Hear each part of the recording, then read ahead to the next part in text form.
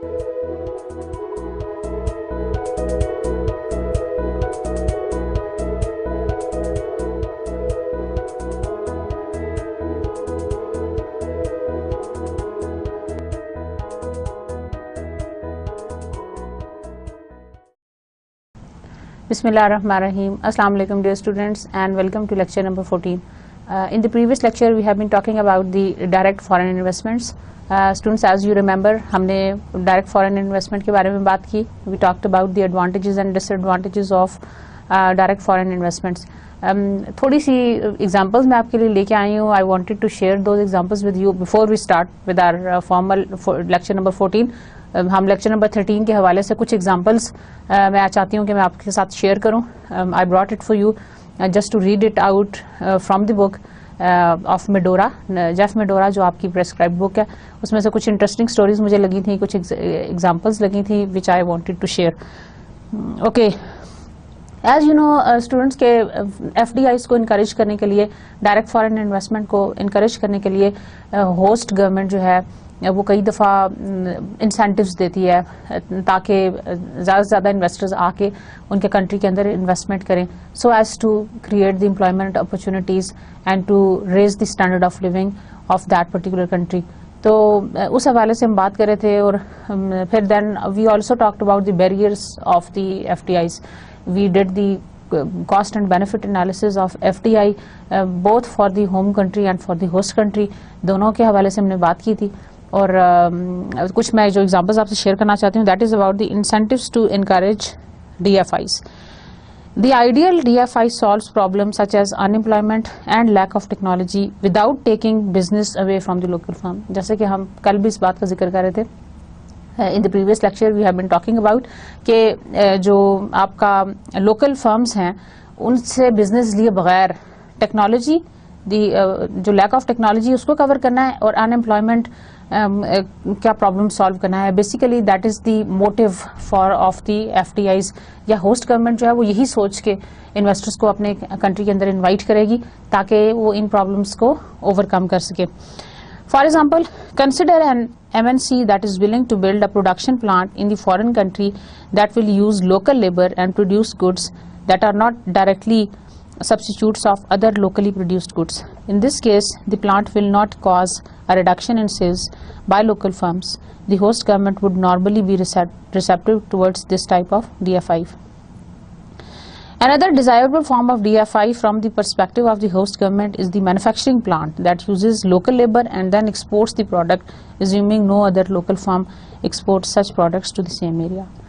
So in some cases, a government will offer incentives to MNCs that consider DFI in its country. Governments are particularly willing to offer incentives to DFI that will result in the employment of local citizen or an increase in technology. तो government जो है वो खुद भी encourage करेंगी, incentives देंगी ताकि employment opportunities raise हों और टेक्नोलॉजी भी इनहेंस हो.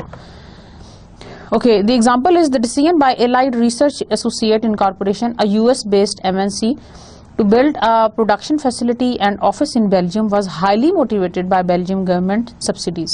अब Belgium government ने कुछ subsidies दी हुई हैं, US की MNC वहाँ पे जाके काम करना चाहती है. The Belgian government subsidized a large portion of expenses incurred by the Allied Research Associate and offered tax concessions and favorable interest rate on loans to the Allied. अब Allied कंपनी को ये फ़ायदा हो रहा है कि Belgian government ने बहुत सारे टैक्स कंसेशंस दिए हैं and also the favourable interest rate. ज़ाहिर है उनको फंड्स रेज करने की ज़रूरत है, लोन्स की ज़रूरत है, तो उन्होंने उनको फेवरेबल इंटरेस्ट रेट्स भी दिए हैं, साथ ही टैक्स कंसेशन भी दी है, जिसकी वजह से they were able to do business in Belgium. तो यूएस की फर्म को बेल्जियम जाने का ये फ़ायदा हुआ. Now barriers to DFIs and example. Barrier to DFIs. In France, the Treasury can reject any deal if the acquirer is based outside the European Union. The French government may also reject a deal if the target is in some closely monitored industry such as defense or healthcare. The Monopolies Commission of France also reviews acquisition to prevent any combined firms from controlling more than 25% of an industry or from severely reducing competition. So this was another example that I have read for the DFI. अच्छा students, एक छोटा सा point, counter point है। आपके क्या views हैं, आप इसके बारे में क्या सोचते हैं, आप भी सोचें। यहाँ पे पॉइंट और काउंटर पॉइंट दोनों व्यूज़ मैं आपके साथ शेयर करती हूँ, and then you can also suggest के what is your point of view and how would you support it. अच्छा जी, should MNC avoid DFI in countries with liberal child labour laws. अब question ये है कि क्या MNCs को avoid करना चाहिए FDIs in countries where there are liberal child labour laws.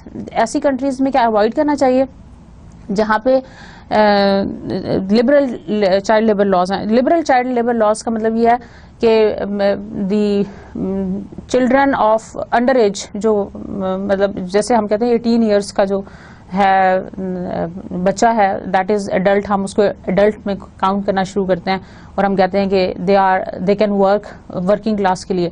लेकिन अगर उससे जो छोटे बच्चे हैं, हम उनको अगर वो काम करते हैं तो हम उसको चाइल्ड लेबर लॉज के अगेंस्ट समझते हैं। सो लिबरल चाइल्ड लेबर लॉज उन कंट्रीज के अंदर ज़्यादा एप्लीकेबल हैं जहाँ पे अब आप ये समझ लें कि जो डेवलपिंग कंट्रीज हैं या जो पुअर कंट्रीज हैं वहाँ पे लिबरल चाइल्ड लेबर लॉज हैं। जैसे कि आप एग्जांपल ले लें अपने मुल्क की, पाकिस्तान की, इवन इंडिया, देन बांग्लादेश, बहुत सारे कंट्रीज जो आपके एशियन कंट्रीज हैं जो कि लेस डेवलप्ड कंट्रीज के अंदर आते हैं, डेवलपिंग कंट्रीज के अंदर आते हैं, वो उनके यहाँ लिबरल चाइल्ड लेबर लॉज हैं। अब होता यह है कि क्वेश्चन हमारा यहाँ पे यह है कि should MNC avoid DFIs in countries. क्या MNCs को FDIs इन कंट्रीज में अवॉइड करना चाहिए जहाँ पे लिबरल चाइल्ड लेबर लॉज हैं या नहीं। अगर एथिकली स्पीकिंग आप शायद ये सोच रहे हो कि मतलब child they should not be working, लेकिन यहाँ पे दो पॉइंट्स हैं, one is point and the other one is counter point, and I am going to share. Point is yes, an MNC should maintain its hiring standard regardless of what country it is in. Even if a foreign country allows children to work, an MNC should not lower its standard. यानी अगर country इजाजत दे भी दे तो MNC they should maintain their hiring standard and they should not go beyond that. मतलब उनको जो है ना वो फॉलो करना चाहिए रूल। बेशक कंट्री अलाउ करती है कि हाँ जी आप चाइल्ड लेबर यूज करें, लेकिन MNC को ये चाहिए कि they should maintain their standards, hiring standard, और वो उनको यूज ना करें। Although the MNC forgoes the use of low cost labour, it maintains its global credibility. अच्छा, पॉइंट ये है कि ऑल्दो आपको लेबर जो अच्छी सस्ती उसमें मिल रही थी, लो कॉस्ट लेबर मिल रही थी, you are for going that, आप उसको छोड़ हैं, बट उसके अगेंस्ट ये है कि you are maintaining the high standard as well, the global standard आपने अपना मेंटेन कर लिया। That was the point that MNC they should not be going for the child labour, ठीक है ना, even if the country is allowing. This is the point. आप counter point सुने। No, an MNC will not only benefit its shareholder but will create employment for some children who need support. अब point ये है कि नहीं, एक तो ये कि शेयर होल्डर्स वेल्थ बढ़ेगी, और दूसरा ये है मतलब उनका बेनिफिट है, और दूसरा ये है कि that is going to create the employment for some of the children who are in need.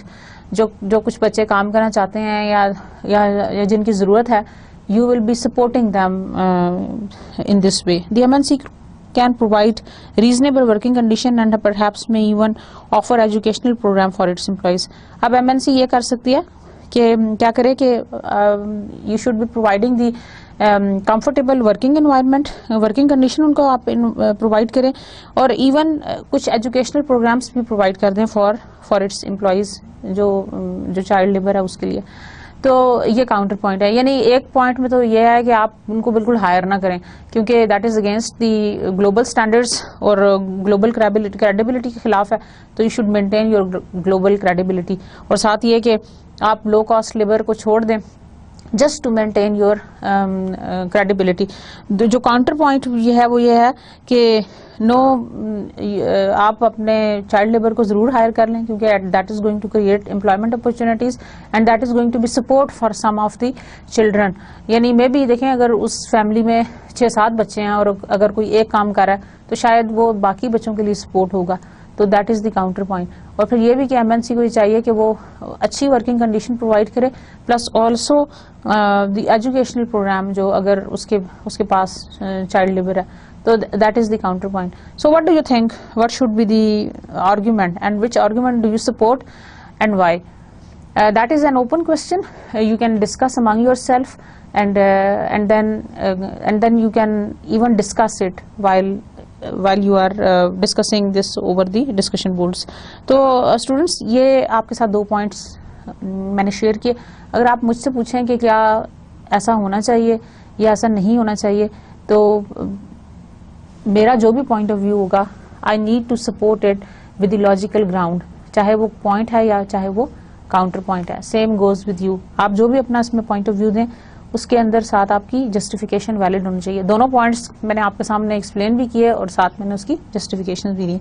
तो स्टूडेंट्स, ये कुछ इंटरेस्टिंग चीजें थी. हमने कल during we were doing the direct foreign investment के लेक्चर के दौरान मैंने आपसे चाइल्ड लेबर के बारे में कोई बात नहीं की थी. और चाइल्ड लेबर बहुत इंपॉर्टेंट है, और child labour that is becoming an issue all over the world, और हम इसके बारे में बहुत ज़्यादा बात भी करते हैं. तो इसलिए ये बहुत इंपॉर्टेंट है उस हवाले से जहाँ पे हम बात करते हैं एम्प्लॉयमेंट अपॉर्चुनिटीज़ को रेज करने के बारे में. अच्छा जी students, now coming to the lecture number 14 and this is about the multinational capital budgeting.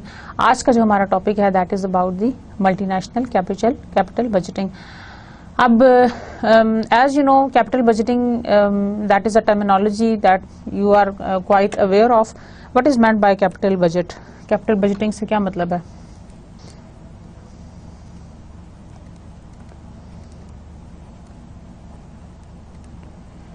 Any project or any investment that goes for more than 1 year that comes under the capital budgeting. Like हम कोई 1 साल से ज़्यादा अरसे के लिए कोई project करना चाहते हैं, कोई इन्वेस्टमेंट करना चाहते हैं, उस प्रोजेक्ट को चूज़ करने के लिए, उस इन्वेस्टमेंट को करने के लिए जो प्रोसेस हम करेंगे that is called the capital budgeting. जैसे कि आपने फाइनेंशियल मैनेजमेंट के कोर्स में कैपिटल बजटिंग के हवाले से बहुत डिटेल में पढ़ा होगा. And then you also study different techniques. Can you name some of those? Number 1 आप बताएं. Can you tell me any technique that you remember? Yes, very good. Pay back period.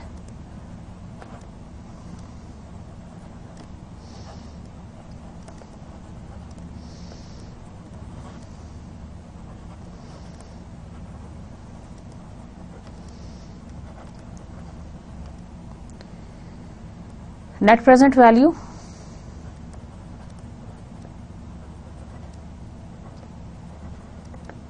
Internal rate of return, abbreviated as IRR, NPV.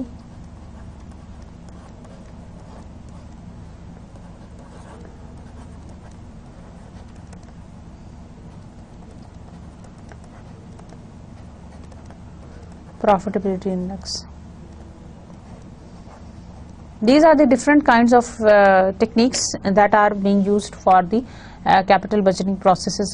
और हम इन techniques की basis के ऊपर हम decide करते थे कि whether we should be going for that particular project or not.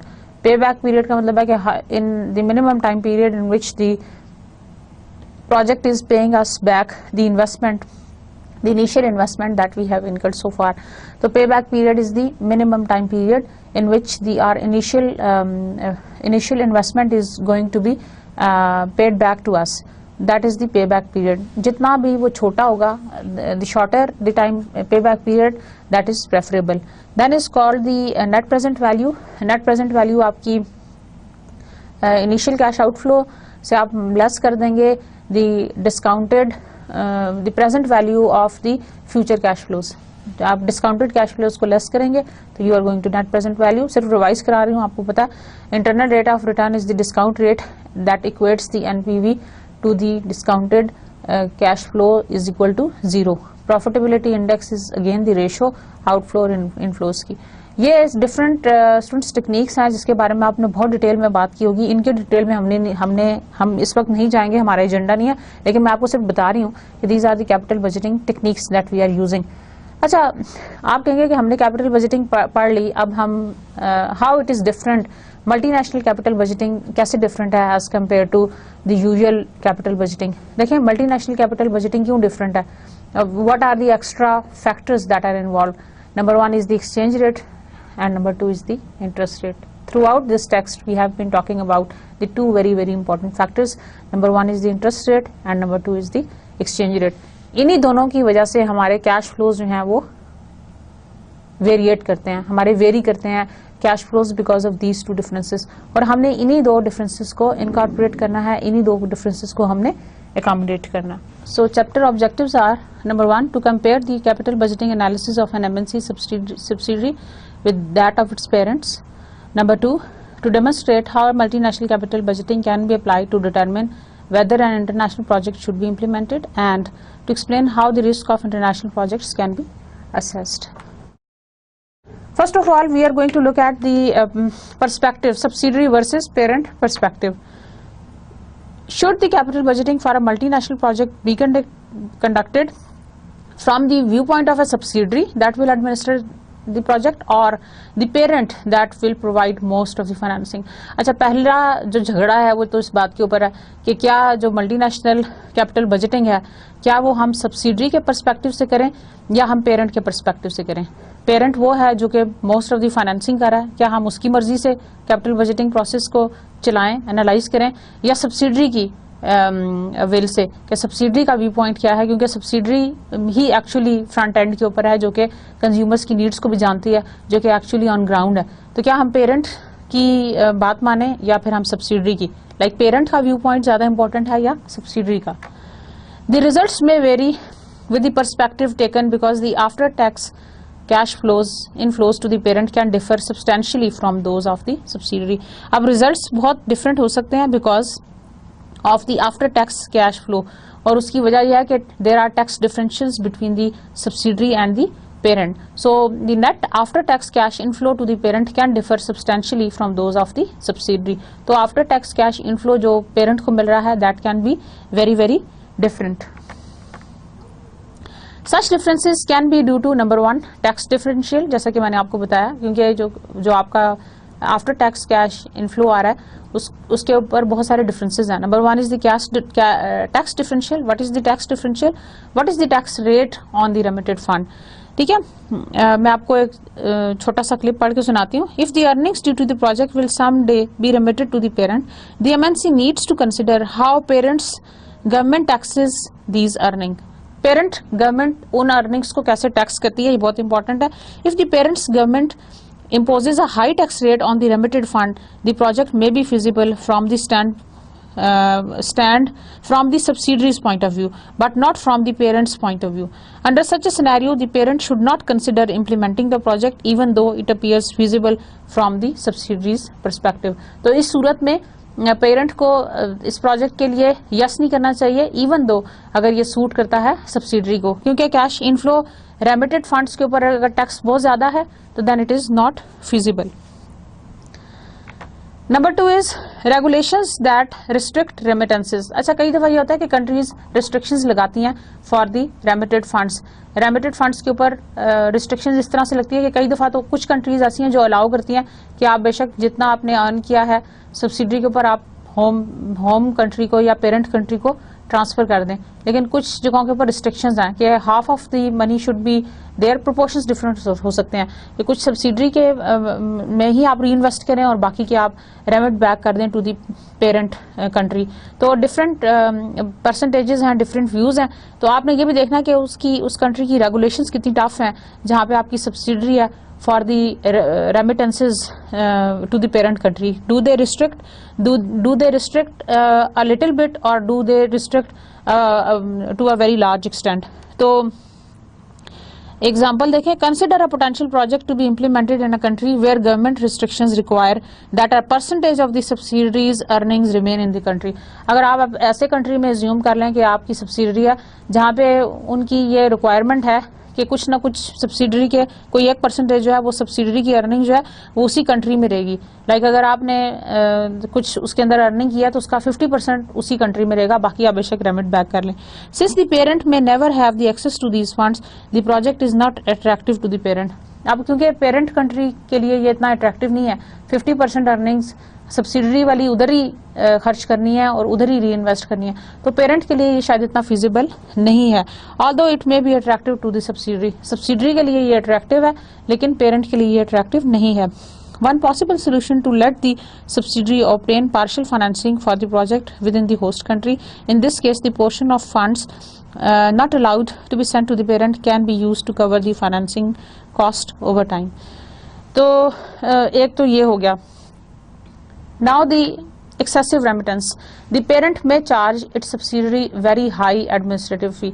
अच्छा, कई दफा ये होता है कि जो पेरेंट है they may be charging the subsidiary को कई दफा वो बहुत हाई एडमिनिस्ट्रेटिव फी भी चार्ज कर सकते हैं. So the parent may charge it subsidiary a very high administrative fee. Example पढ़ के सुनाती हूँ. Consider a parent that charges its subsidiary very high administrative fee because management is centralized at the headquarters.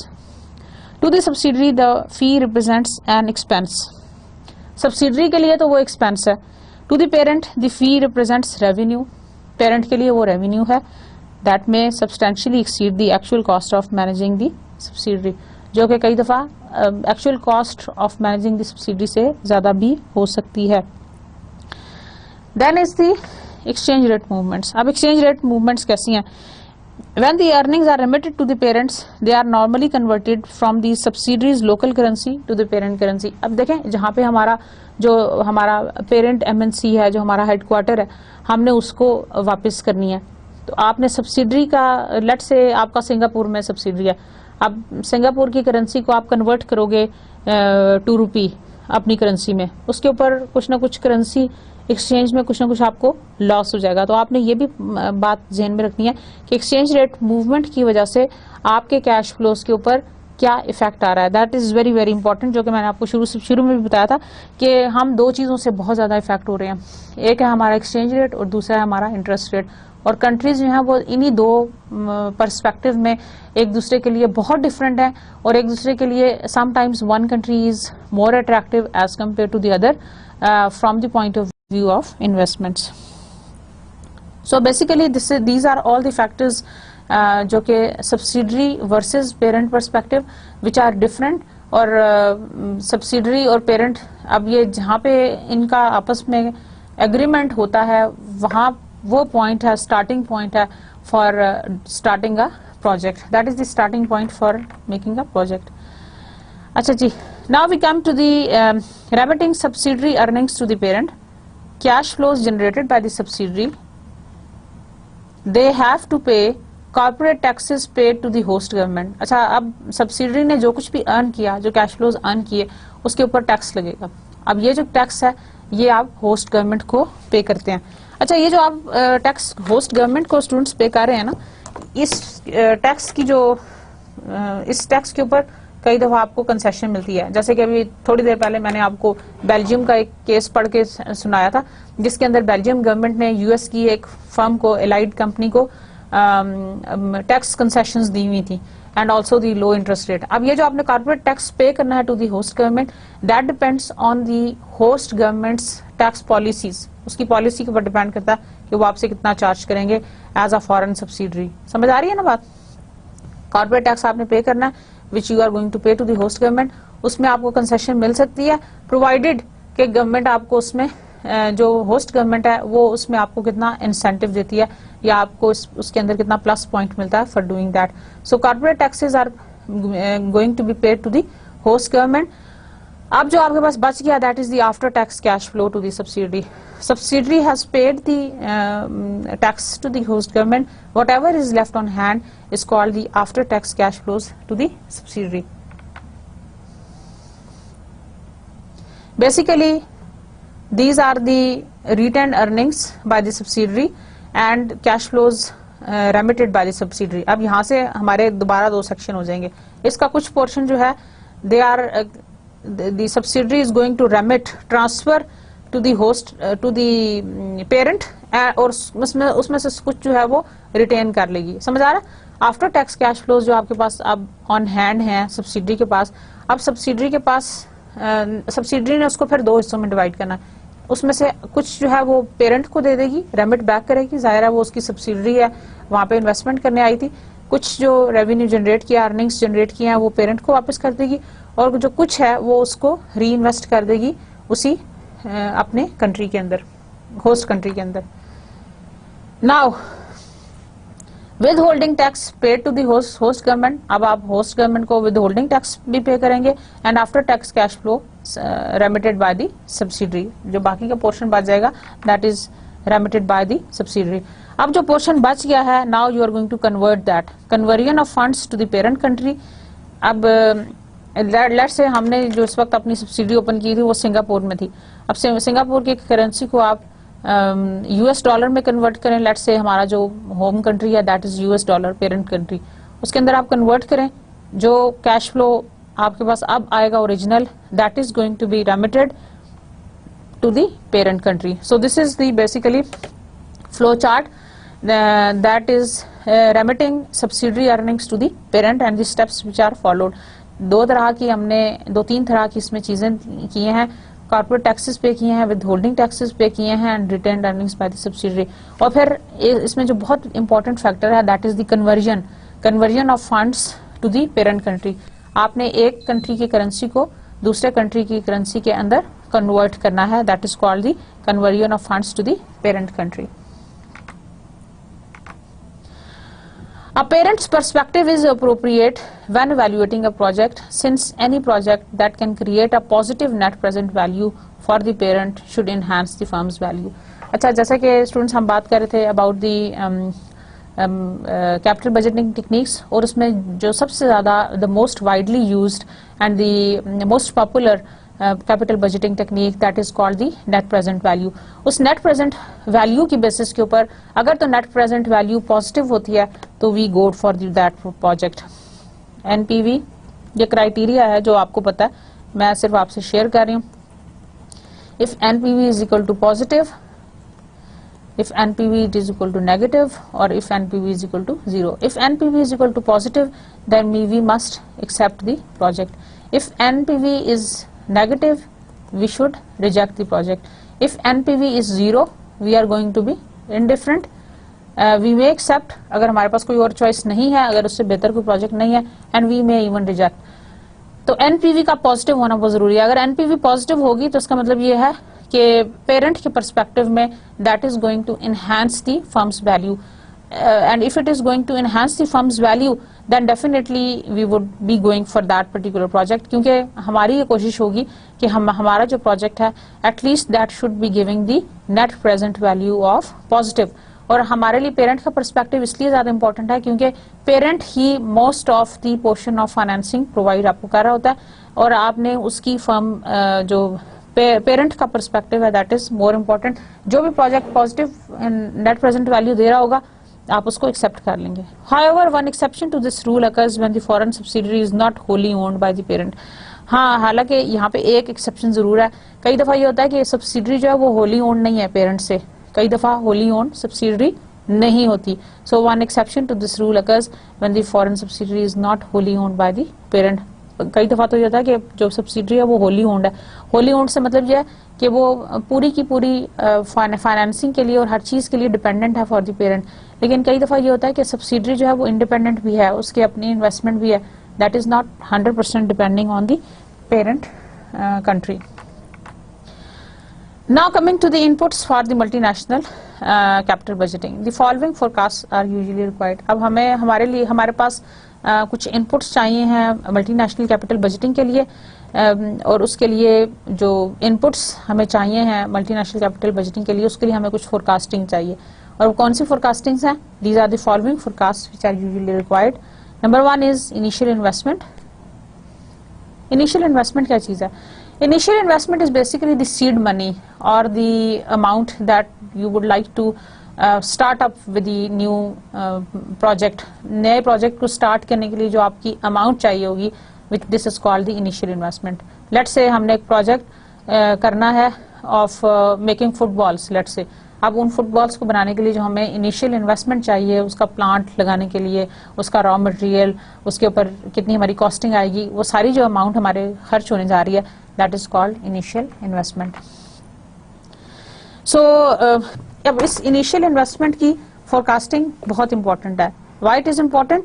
Because the parent's initial investment in a project may constitute the major source of fund to support the particular project। So funds initially invested in the project may include not only whatever is necessary to start the project, but also additional funds such as working capital and support the project over time. Such funds are needed to finance inventory, wage and other expense till the project begins to generate revenue. तो ये हमें सिर्फ initial investment नहीं बल्कि कई दफ़ा कुछ additional investment जो कि हमें उसको सपोर्ट करने के लिए चाहिए होती है, जैसे कि वर्किंग कैपिटल हो गया, ये भी हमें कई दफ़ा चाहिए हो सकती है. Then is the consumer demand over time. What is the consumer demand over time? आपने ये देखना है कि जब आप वो प्रोजेक्ट करने जा रहे हैं तो you have to forecast the consumer demand over time. आप ये देखेंगे कि क्या उस कंट्री के अंदर वाकई उस पर्टिकुलर प्रोडक्ट की ज़रूरत पड़ रही है या उस पर्टिकुलर प्रोडक्ट की पॉपुलैरिटी में इजाफा होगा जो आप प्रोजेक्ट करने जा रहे हैं या नहीं जा रहे. When projecting a cash flow schedule, an accurate forecast of consumer demand for the product is quite valuable. For example, if the project is a plant in Germany that produces automobiles, the MNCs must forecast what percentage of the auto market in Germany it can pull from prevailing into the auto producers. तो आपने ये देखना है कि consumer की क्या demand है, क्या ऐसा है कि वहाँ पे हमें मार्केट शेयर, जैसे कि जर्मनी की मैं आपको एग्जांपल दे रही हूँ और ऑटो प्रोजेक्ट है इनका, क्या ऐसा है कि consumer demand over time change होने जा रही है in this particular country or not? Do you really expect, do you really forecast that the consumer demand over time for this particular product is going to be increased for a certain time period for this particular product? If the answer is yes, then you must go for that project. If the answer is no, then you should stop doing anything. Number 3 is that you should also be forecasting the product price over time. आपने ये देखना है कि उस product की यानी price को आपने फोरकास्ट करना है कि ओवर टाइम इसकी प्राइस की फोरकास्टिंग कैसे होगी, क्योंकि उसका बहुत बड़ा एक फैक्टर है कि exchange rate might fluctuate. Exchange rate fluctuation की वजह से आपकी प्राइस वेरिएशंस आ सकती हैं. लेट्स से अगर सब्सिडरी जिस कंट्री के अंदर है उसकी करेंसी आप पेरेंट कंट्री के मुकाबले में डिप्रिशिएट हो जाती है तो प्राइसिंग फैक्टर इफेक्ट होगा, वैल्यू वो नहीं रहेगी. पहले आप 100 रुपीज़ की बेचते थे, अब आपको 105 रुपए की बेचनी पड़ेगी. तो prices have to be forecasted over time कि आप ओवर टाइम उसकी प्राइस को किस तरह से एडजस्ट करेंगे अगर करेंसी का एप्रिसिएशन या डिप्रिसिएशन होता है, क्योंकि this is one of the very very important factor. Usually यही होता है कि जो सब्सिडरीज जहाँ पे आपकी ओपन होती हैं यूजुअली कि वहाँ उससे आपकी जो करेंसी का पैटर्न है that is with the depreciating वाला ही होता है, लेकिन कई दफा एप्रिशिएटिंग वाला भी हो सकता है. तो आपने ये देखना है कि how would you forecast that particular product price over time. Then is the variable cost over time. एक आपकी फिक्स्ड कॉस्ट है, एक आपकी वेरिएबल कॉस्ट है. आपने बहुत डिटेल में बहुत दफा फाइनेंस के बहुत सारे डिफरेंट कोर्सेज में इसको पढ़ा. वेरिएबल कॉस्ट क्या होती है? जैसा कि नाम से जाहिर है, variable cost is the cost that is going to vary over time. यही है ना? So the variable cost is the cost that varies over time. अब जो वेरिएबल कॉस्ट है वो वक्त के साथ चेंज होती हो सकता है कि वेरिएबल कॉस्ट आपकी बढ़ जाए टाइम के साथ, आपने उसको भी फोरकास्ट करना है. That is very very important. Then the fixed cost over time, आपने फिक्स्ड कॉस्ट को भी फोरकास्ट करना है. हो सकता है कि आपको एक्सपैंड करना पड़े अपना प्लांट मशीनरी इक्विपमेंट जो पहले से था आपके पास फिक्स्ड कॉस्ट थी, अब वो आपकी इनहेंस हो जाए over time. That can be even due to the exchange rate fluctuation. लेकिन आपने ये सब कुछ पहले से फोरकास्ट करके रखना है कि अगर कंज्यूमर डिमांड भी ओवर टाइम बढ़ जाए, हमारी वेरिएबल एंड फिक्स्ड कॉस्ट भी ओवर टाइम बढ़ेंगी लाजमन. क्योंकि अगर हमारे पास कंज्यूमर डिमांड ज्यादा आ रही है, अगर people if they are demanding more about a particular product, then definitely we have to order more. Variable cost भी बढ़ जाएगी and fixed cost is also going to be increase for that matter. तो dear students, हम variable cost over time and fixed cost over time, we are going to forecast them so that we are in the right place before implementing a multinational capital budgeting process. तो ये forecasting बहुत ज़रूरी है. Also the project lifetime, आपने ये देखना है कि project lifetime को आपने forecast करना है. 5 साल का project करने जा रहे हैं, 10 साल का करने जा रहे हैं. Since these are the longer term, capital budgeting क्यों इतना इंपॉर्टेंट है? Because that is spread over long term. Projects हमेशा लंबे अरसे के लिए होते हैं, इसीलिए हम उनकी इतनी ज्यादा प्लानिंग कर रहे हैं, इसीलिए हम उनके लिए इतनी ज्यादा फोरकास्टिंग कर रहे हैं, इसीलिए हम सारे एस्पेक्ट्स पे देख रहे हैं. समझ आ रही है ना बात? देखें, 2 तरह की चीजें होती हैं. डेली लाइफ से एग्जांपल दूं, बोरिंग तो नहीं हो गया? अच्छा बताती हूँ। जैसे हर मंथ ग्रोसरीज करते हैं, आप करते हैं या आपके पेरेंट्स करते हैं। ग्रोसरीज करना एक आपकी रूटीन एक्टिविटी है, आप you do it for every month, हर मंथ आप ग्रोसरी करते हैं। You are not very much careful, कोई बात नहीं, अगर इस दफा टिश्यू पेपर ये वाले आ गए कोई बात नहीं, अगली दफा दूसरी लेंगे। टूथपेस्ट ये आ गया कोई मसला नहीं, शैम्पू इस दफा ये ट्राई कर लेते हैं। These are the sort of views that you can offer groceries के बारे में, जो डेली कंज्यूम हो जाने, जो शॉर्ट टर्म आपकी इन्वेस्टमेंट है। एक आपकी है लॉन्ग टर्म इन्वेस्टमेंट, गाड़ी लेनी है, यस, लैंड लेनी है, यस, कहाँ लेनी है, कैसे लेनी है, कितने की लेनी है। These are very very important. You will think about it many times. आप बहुत दफा सोचेंगे before you actually make an investment. आप इस तरह की इन्वेस्टमेंट करने के बारे में बहुत दफा सोचेंगे। So is the case with the MNC. आप समझ आ रहा है? जो शॉर्ट टर्म इन्वेस्टमेंट है उसके बारे में हम इतने क्रेजी नहीं है, ना ही हम इतने ज्यादा केयरफुल हैं। जो हमारी लॉन्ग टर्म इन्वेस्टमेंट है, जिसको हम अपनी कैपिटल बजटिंग प्रोसेस कहते हैं, we are very very careful, we need to be, क्योंकि इसका जो स्प्रेड है, इसका जो रिस्क है, that has been spread over a longer time period. ये लॉन्ग टाइम पीरियड के ऊपर स्प्रेड है और हमने उसको ज्यादा केयरफुली देखना है, बिकॉज रिस्क ज्यादा है। टाइम पीरियड के अंदर अनसर्टेनिटी ज्यादा है, 5 साल, 10 साल, 8 साल, 12 साल, 15 साल। This involves more risk as compare to just 6 months और 1 year। तो कम अरसे के लिए जो इन्वेस्टमेंट होगी उसकी आप इतनी ज्यादा लॉन्ग टर्म प्लानिंग नहीं करते, या ना ही उसकी आप इतनी ज्यादा फोरकास्टिंग करते हैं। लेकिन जहां पे भी आपकी लॉन्ग टर्म आती है, capital budgeting is a long term process over time, उसके लिए आप बहुत ज्यादा you need to be careful. And also the salvage value और the liquidation value of that particular project. उस प्रोजेक्ट की लिक्विडेशन वैल्यू क्या है, आपके पास प्लांट, इक्विपमेंट और वो सब जो चीजें हैं उनकी भी एक सॉल्वेज वैल्यू है, which you have to convert back into the home currency. अपना कन्वर्जन रेट में आपके पास क्या आएगा, that you need to be very very careful. The following forecast, इसी को कंटिन्यू करते हैं। Restrictions on the funds transfer. अच्छा स्टूडेंट्स, ये बड़ा इंपॉर्टेंट है, restrictions on the funds transfer. जैसे कि मैंने आपको इससे पहले भी जिक्र किया कि बहुत दफा जो पेरेंट कंट्री है, वो जो होस्ट कंट्री है, जो होस्ट कंट्री है वो रिस्ट्रिक्शंस लगाता है for the remittances of funds. Fund transfer के ऊपर रिस्ट्रिक्शन लगाएगा। कुछ लोग कहेंगे इतनी परसेंटेज लेके जाओ, कुछ लोग कहेंगे इतनी लेके जाओ, depending on the host governments policy for DFIs। तो रिस्ट्रिक्शंस कितनी हैं, किस हद तक हैं, सब्सिडरी के पास क्या रहेगा, आपके पास क्या वापस आएगा, that needs to be forecasted. और ये भी ऐसा नहीं है कि रिस्ट्रिक्शंस अभी इस वक्त कुछ और है, और हो सकता है कि होस्ट गवर्नमेंट चेंज होने वाली हो और आने वाले वक्तों में आप ये फोरकास्ट करें या आप ये फोरसी कर सकें कि रिस्ट्रिक्शंस जो है वो और भी ज्यादा टाइट हो जाएंगी। तो then you would not like to continue with those projects in those particular host countries, specifically when the subsidiary is not wholly owned. जब सब्सिडरी होली ओन्ड ना हो, जब सब्सिडरी जो है वो पेरेंट के ऊपर ज्यादा डिपेंड कर रही हो। Also you need to forecast the tax payments and credits. Loans जो लिए हुए हैं उनको आपने किस तरह से वापस करना है और टैक्स की पेमेंट्स किस तरह से करनी है। These are very very important factors that you need to forecast.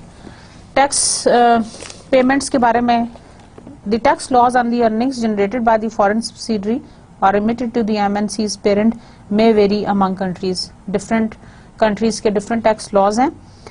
Under some circumstances, the MNC receive tax deduction or credits for tax payments by the subsidiary to the host government. अब credits for the tax payments भी कई दफा आपको मिल जाते हैं, like कुछ ऐसी जगह होती हैं जहाँ जो आपके टैक्स फ्री जोन्स हैं, तो उसके हवाले से आपको क्या टैक्स क्रेडिट मिल रहा है, that is called the tax credit. इसको हम टर्मिनोलॉजी कहते हैं टैक्स क्रेडिट। जैसे हम कहते हैं कि कुछ हमारे एरियाज ऐसे हैं जहाँ पे हम चाहते हैं कि हमारी जो फॉरेन इन्वेस्टर्स हैं वो आके इन्वेस्ट करें, हमने उनको टैक्स फ्री जोन्स बना दिया और फिर उससे जो हमें टैक्स की फैसिलिटी मिल गई या टैक्स रिबेट मिल गई, हमने उसको नाम दे दिया टैक्स क्रेडिट का। Because after tax cash flows are necessary for the adequate capital budgeting analysis, क्योंकि हम इंटरेस्टेड हैं आफ्टर टैक्स कैश फ्लोज में, और आफ्टर टैक्स कैश फ्लोज हमें उस वक्त ट्रू पिक्चर देंगे जब हमारे पास ट्रू टैक्स रेट भी होगा। ठीक हो गया।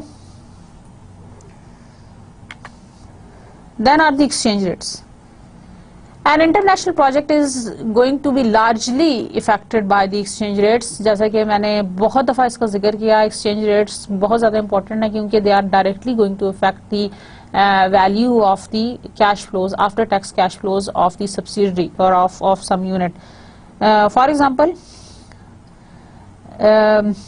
these movements, but on the other hand the exchange rate movements, they are very very difficult to be predicted, they are very very difficult to forecast. हम exchange rate को forecast accurately नहीं कर सकते.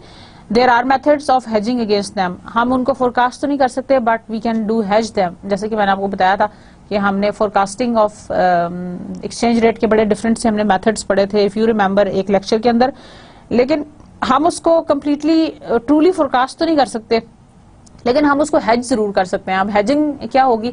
हेजिंग से ये होगा कि हम अपने आप को सेफ गार्ड कर लेंगे because of this exchange rate movement by taking certain short positions and long positions. कैसे? आप it is possible to hedge over longer time periods with the help of long term forward contracts and also currency swap arrangements. इस तरह से ये होगा कि the MNC has no way of knowing the amount of fund that it should hedge. This is because it is only guessing at its future cost and revenues due to the project. So thus the MNC may decide not to hedge the project foreign currency net cash flows. ये भी हो सकता है क्योंकि ये भी forecasted ही है ना, तो जरूरी नहीं है कि MNC उसको forecast भी करे और फिर उसको hedge भी करे. Hedging आपकी अपनी मर्जी के मुताबिक है. अगर आपको वो सूट करता है, if you do the cost and benefit analysis of that hedging and if it suits you then go for that, otherwise not. लेकिन students truly forecasting of exchange rates is not possible. उसकी forecasting possible नहीं है, इसलिए अच्छा है कि आप उसकी हेजिंग कर लें. और हेजिंग करने के लिए मैंने आपको बताया कि वी में enter into certain currency future long term future contracts and forward contracts, और यू में enter into the certain swap arrangements. Swap का मतलब होता है कि एक करेंसी को दूसरे के साथ आप एक्सचेंज कर लें, बाय बैक कर लें. So these are the different forecast. And last one is required rate of return. Required rate of return का मतलब है the minimum rate of return that the project expects to be started with or to be carried on. अगर हम उसको carry on करना चाहें तो हमारा minimum required rate of return क्या होगा. तो ये आपके लिए बड़ा important है. You need to forecast it. ऐसा तो नहीं है कि जो minimum required rate of return है वो over the time period थोड़ा सा ज़्यादा हो जाए, बढ़ जाए, increase कर जाए. So that is very very important that you should be looking at the required rate of return. Now, why capital budgeting is important? Capital budgeting is necessary for all long term projects. अच्छा, जो हमने अभी considerations पढ़ी हैं, क्या आप समझते हैं कि यही काफ़ी हैं?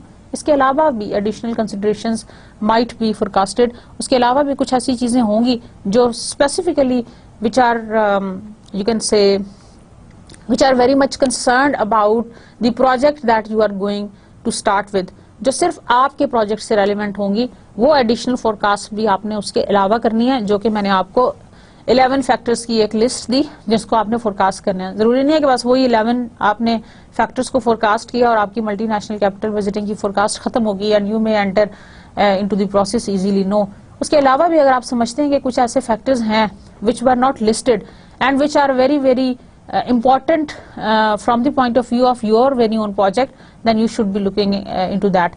So the capital budgeting is necessary for all the long term projects that deserve consideration. ये हर उस long term project के लिए important है जिसको आप समझते हैं that needs your consideration. One common method for performing the analysis involves estimating the cash flows and salvage value to be received by the parent and then computing the net present value of the project. अच्छा, जो सबसे common method use होता है that is called the net present value वाला, जो कि हमने इससे पहले भी net present value का concept मैंने आपको बताया कि वो क्या होता है. यहाँ पे मैं आपके लिए उसके लिए छोटा सा एक फार्मूला लिख देती हूँ. Net present value is the difference between the cash flows, discount rate,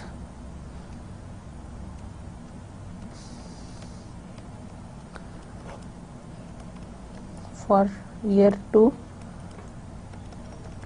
CFN minus ICO, that is the initial cash outflow. So this is the initial cash outflow.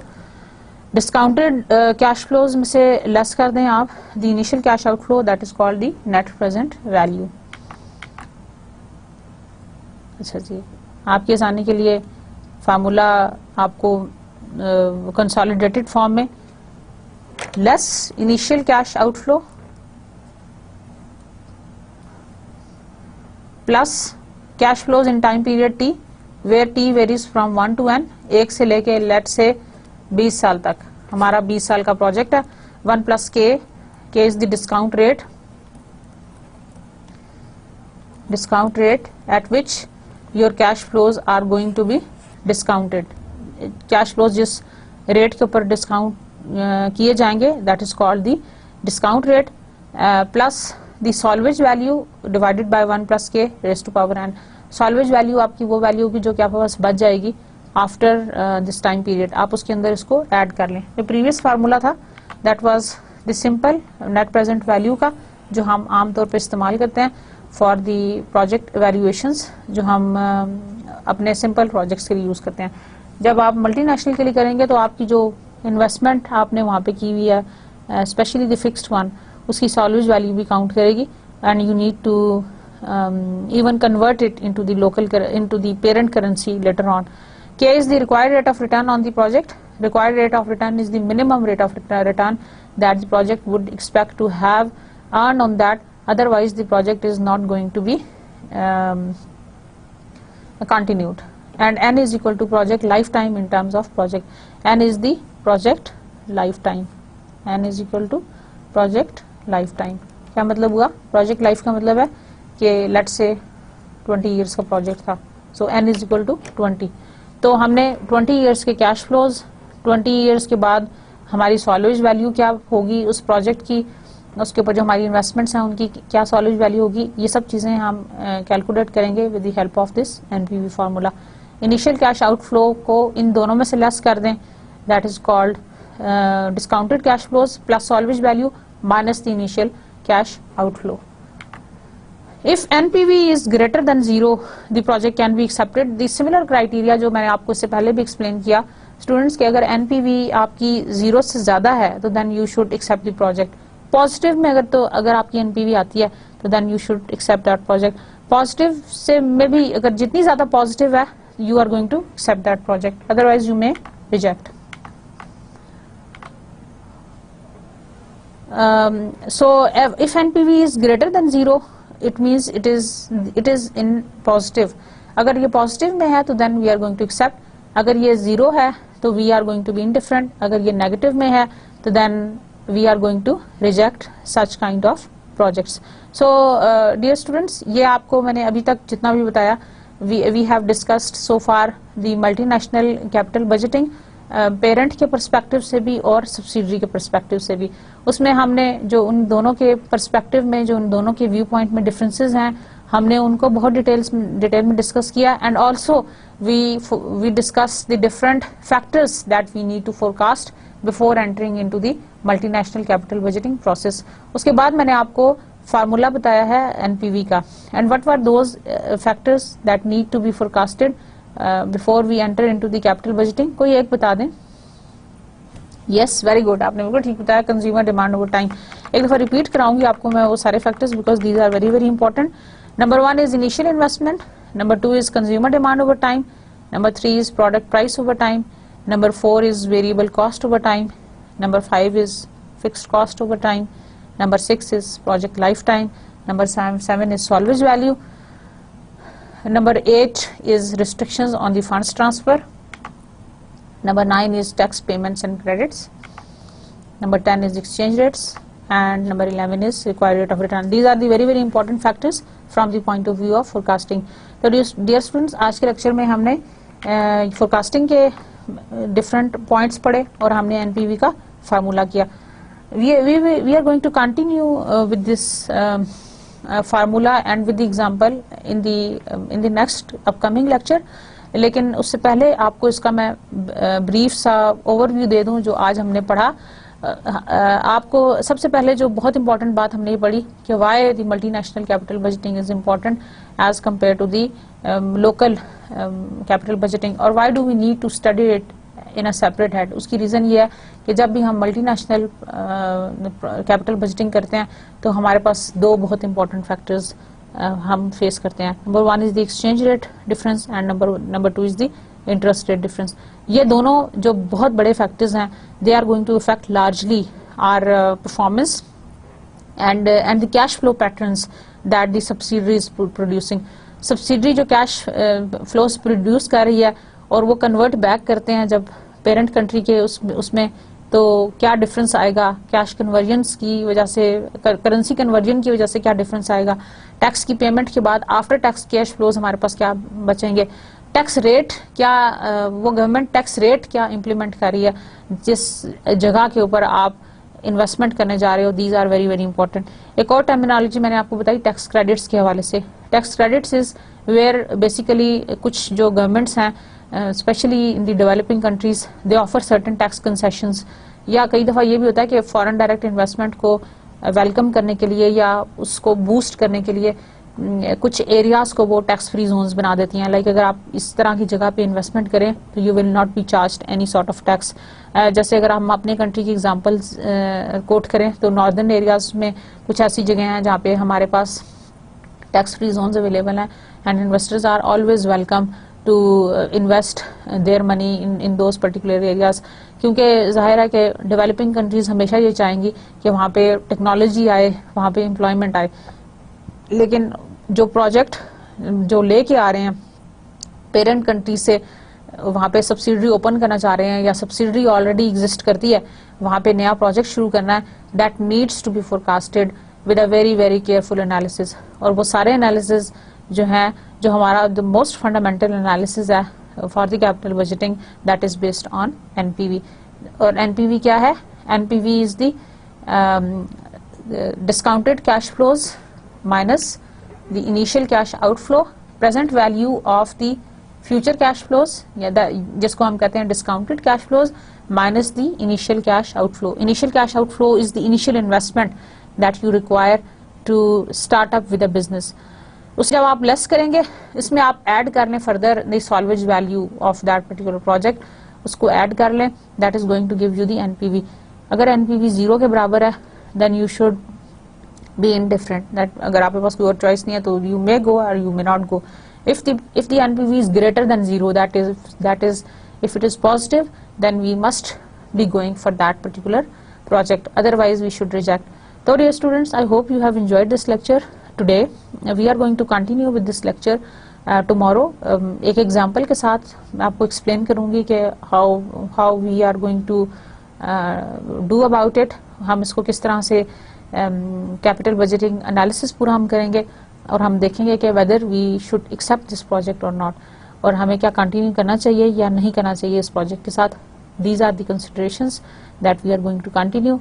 Thank you very much, have a nice day, अल्लाह हाफिज।